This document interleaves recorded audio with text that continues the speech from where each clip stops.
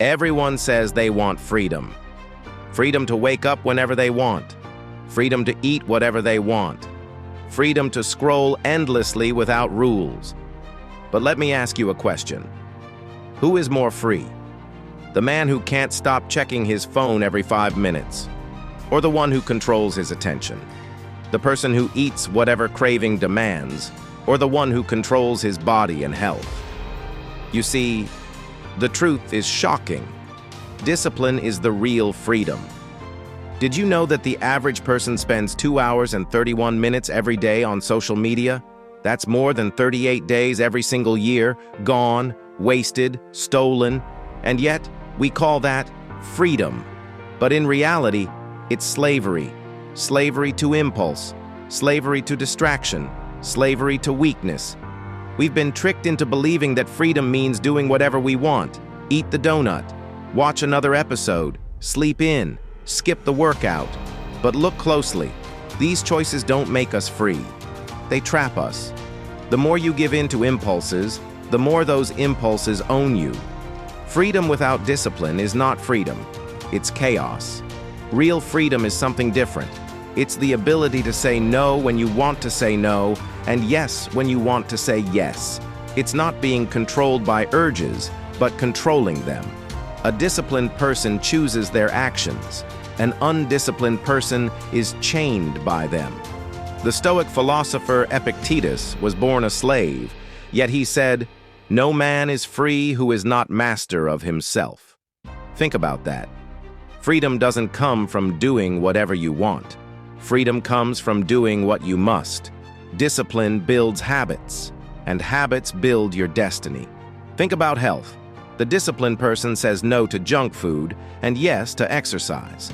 At first, it feels like sacrifice, but years later, that discipline becomes the freedom to run, to breathe, to live without chains of disease. Think about money. The disciplined person saves, invests, and controls their spending. At first, it feels limiting. But later, that discipline becomes the freedom to retire early, to travel, to live without debt. Think about time. The disciplined creator wakes up early, works consistently, and ignores distractions. At first, it feels hard. But later, that discipline becomes the freedom to build a business, write a book, change the world. The research backs this up. A 2013 study published in the Journal of Personality found that people with higher self-control reported greater happiness and life satisfaction. Why? Because they weren't slaves to every craving. They had the power to choose. Think of an athlete like Kobe Bryant. He woke up at 4 a.m. to train while others slept.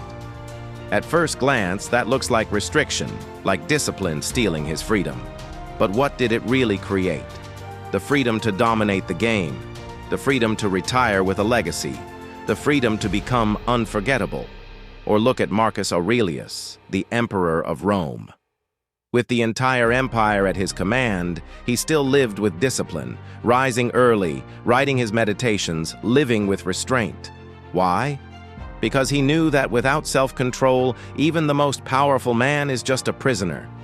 So how do you build this kind of freedom for yourself? Step 1.